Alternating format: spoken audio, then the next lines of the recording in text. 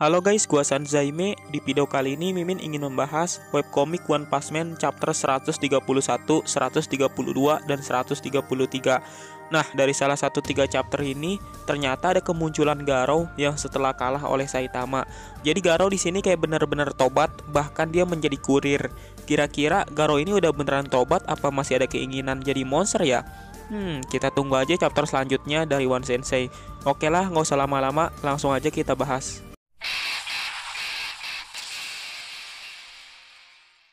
Oke, jadi di video kemarin itu kita melihat Metal Bat yang dihadang oleh 2 penjaga dari New Heroes, tapi masih belum tahu apa tujuannya.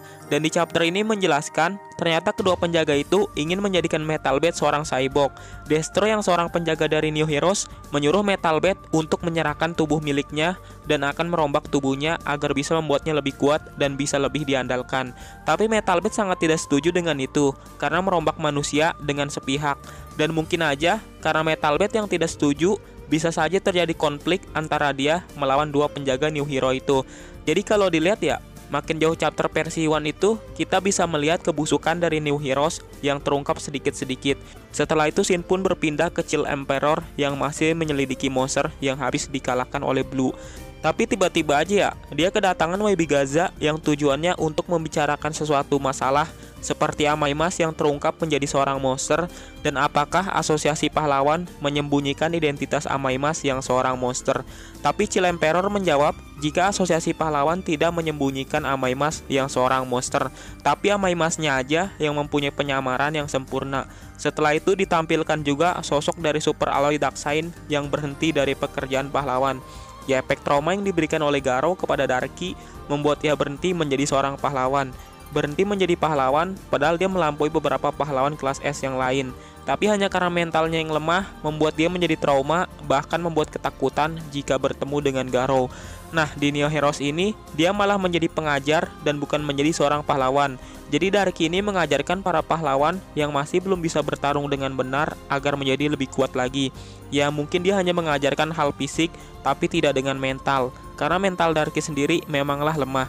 Ya, ada pahlawan yang kalah mulu tetapi tidak menyerah. Contohnya Mumen Rider yang benar-benar sejati seorang pahlawan, walaupun dia tahu dirinya lemah.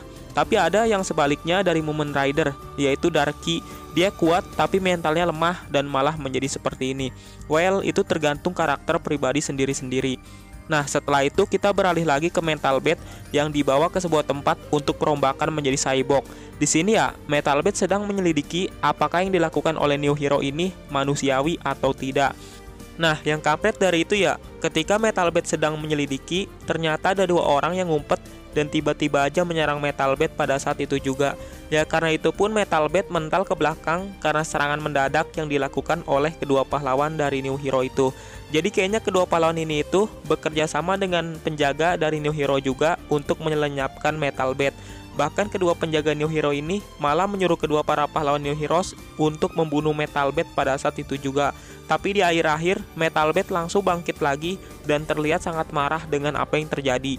Dia pun mulai serius untuk menyerang siapa aja yang berani melakukan tindak kejahatan. Baru bentar aja asosiasi New Heroes diperlihatkan, tapi sudah terkuak aja hal-hal busuk tentang asosiasi ini. Nah, Mimin akan melanjutkan ke chapter 132 karena chapter 131 sudah habis. Ya, di chapter 132 ini melanjutkan percakapan antara Chill Emperor dan Webigaza. Nah, ketika Webigaza dan Chill Emperor sedang berbincang-bincang, tiba-tiba aja Webigaza mendapatkan sebuah telepon dari tim pelacak New Hero jika mereka mencari Amaimas yang sudah berubah menjadi monster. Tapi menurut tim pelacak, jika Amaimas sulit ditemukan oleh satelit New Hero karena dia mampu merubah diri, membuatnya bisa menghindari tim pelacak. Nah, sepertinya New Hero sangat ingin membunuh Amaimas atau mengeksekusinya. Bahkan yang paling kesal kepada Amaimas adalah Webigaza yang ingin menjadi satu-satunya yang menghabisinya. Ya, menurut Mimin ini agak kejam juga sih. Padahal kan Amaimas juga seorang manusia. Tapi karena ada satu kesalahan, membuat Amaimas menjadi seorang monster. Selanjutnya Shin pun berpindah ke sebuah gedung tua yang seperti tidak berpenghuni. Di situ terlihat ada Sonic yang sedang duduk, mungkin untuk istirahat. Tapi tiba-tiba aja ada staf dari New Heroes ingin memburunya dan menjadikan Sonic sebagai cyborg.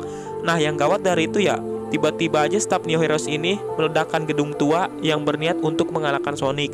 Tapi karena itu juga membuat gedungnya hancur berkeping-keping. Tapi kampretnya, gedungnya mah hancur, Sonicnya mah berhasil melarikan diri dari tempat kejadian. Tapi ketika dia ingin berlari, di luar sudah sangat banyak para pahlawan New Hero yang sudah menunggu Sonic dan memakai baju tempur. Setelah itu terjadilah peperangan antara para pahlawan New Heroes dan Sonic. Dan di akhir pertarungan itu, Sonic memenangkan pertarungannya walaupun jumlah musuhnya sangatlah banyak. Nah, karena anak buahnya sudah kalah, staf dari New Heroes tadi yang meledakkan gedung merasa jika dia tidak bisa menang melawan Onsoku no Sonic. Dan untuk saat ini, dia ingin mundur terlebih dahulu, bahkan meninggalkan anak buahnya dan hanya memikirkan diri sendiri. Shin pun berpindah lagi ke si botak Saitama dan para pahlawan lain yang masih aja demo di depan asosiasi pahlawan. Ya nggak ada bosan-bosannya nih, para pahlawan ini masih aja demo di depan asosiasi hero. Ya menurut Mimin ini hal yang bagus karena harga diri tidak bisa dibeli. Masa ngasih nama pahlawan jelek banget gitu ya? Ya wajar aja gitu bakal terjadi demo seperti ini. Dan para staf asosiasi pahlawan yang berada di gedungnya lumayan bingung apa yang harus dilakukan pada yang demo ini. Apalagi kerjasamanya dengan New Hero ditolak mentah-mentah. Setelah itu ditampilkan juga ke sebuah penjara yang di dalamnya banyak para tahanan seperti Puri Prisoner dan Hammerhead. Di sini terlihat ya, ada sebuah monster tingkat serigala yang mati oleh Hammerhead dan Puri Prisoner mengapresiasinya. Nah, tiba-tiba aja para tahanan ini kedatangan pahlawan dari New Heroes, yaitu Raiden yang berniat mengajaknya ke New Heroes untuk dijadikan cyborg. Nah, menurut Raiden ya, para tahanan ini bisa menjadi tenaga kerja yang sepenuhnya bisa dikontrol dan dia juga sudah mendapatkan izin dari pemerintah. Apakah ada yang bisa membantahnya jika sudah mendapatkan izin?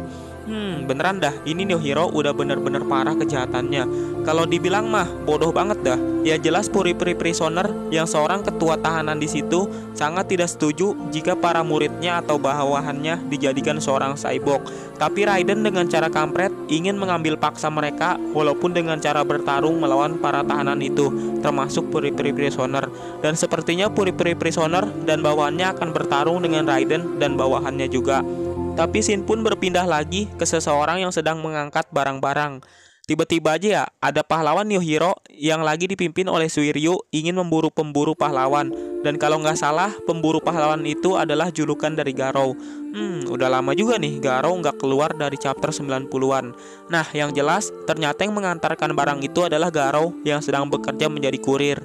Oke, chapter 132 pun berakhir dan Mimin akan melanjutkan ke chapter 133. Di awal panel terlihat Garou sedang bekerja yang bersama temannya yang masih aman dan damai. Jadi Garou ini sangat pekerja keras yang bahkan atasannya sangat suka kepada dirinya. Tapi tiba-tiba aja ada sebuah panah bius yang mengarah kepada dirinya dan jelas itu membuat Garou terkena telak oleh senjata dari pahlawan New Hero. Tapi anehnya ketika Garou terkena, dia juga ternyata menepis panah-panah bius itu. Bahkan yang keren, dia menangkap dan menahannya di sela-sela jarinya. Jelas karena itu, teman yang bersama Garou itu sangat kaget dengan Garou yang katanya seorang penjahat buronan. Setelah itu Garou pun lumayan kesal dengan para pahlawan New Hero dan sudah siap untuk bertarung dengan mereka.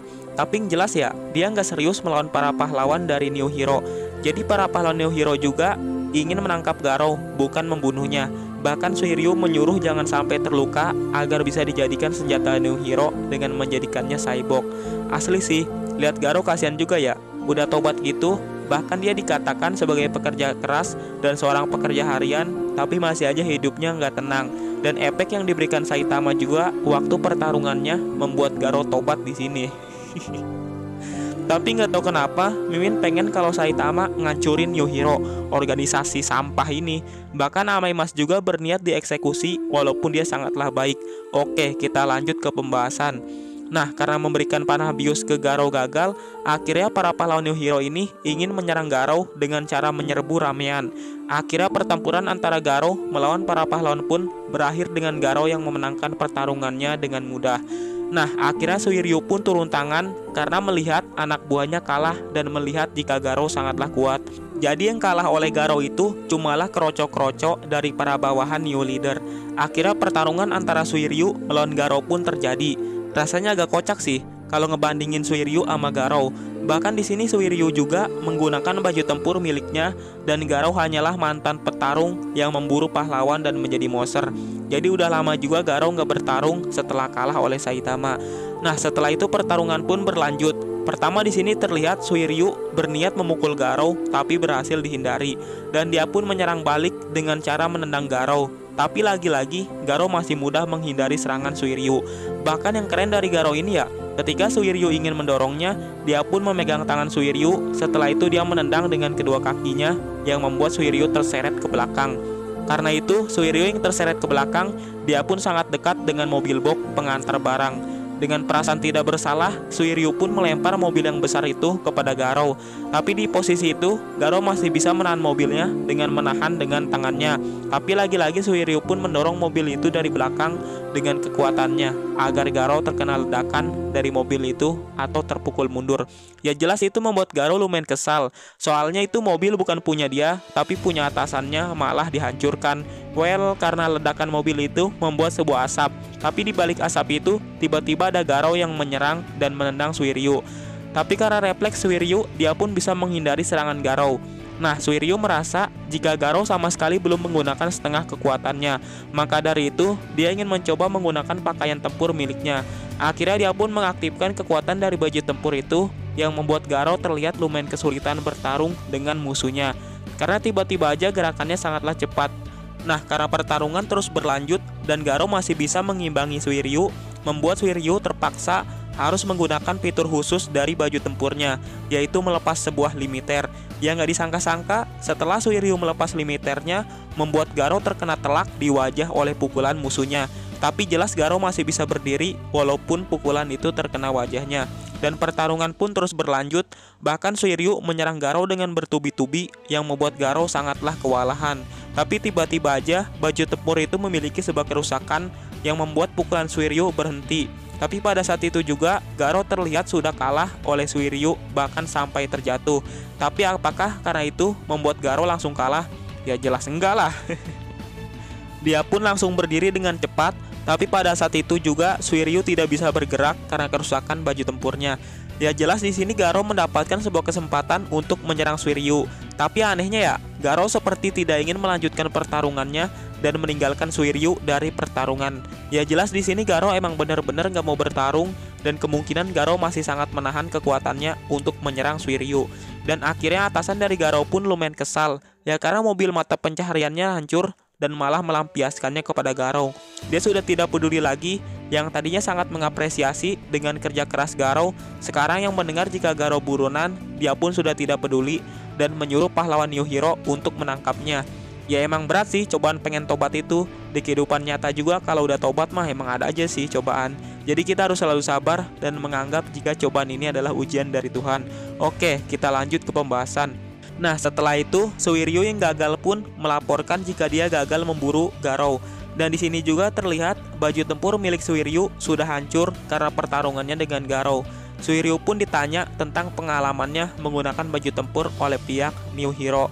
Menurut Suiryu, baju tempur ini bagus untuk memberi kekuatan besar kepada amatir dan gerakannya menjadi lebih cepat dari yang dibayangkan. Dan menggunakan baju tempur ini harus mengetahui triknya untuk menggunakannya dengan benar. Suiryu mengatakan jika ini bagus untuk peringkat bawah, tapi untuk peringkat atas ini malah jadi hambatan. Ya dia pun mengeluh jika jadi pahlawan mungkin tidak semudah itu. Menurut Mimin aja ya, dia kayaknya salah masuk asosiasi kali ya. Tapi kalau dipikir-pikir lagi, asosiasi pahlawan juga busuk sih. Ya kita nggak bisa nyalain Suiryu juga sih. Dia hanya menerima perintah dari atasan. Dan di sini ada yang lumayan menarik. Jadi Suiryu mengatakan, kalau dipikir-pikir lagi, aku sangat terkejut menemukan nama itu di buku pegangan pahlawan, dan dia mungkin akan memeriksanya besok. Ya di sini Mimin kurang tahu yang dimaksud Suiryu dengan nama itu, tapi sepertinya bakal menarik untuk kedepannya. Ya kita tunggu aja chapter selanjutnya dari One Sensei.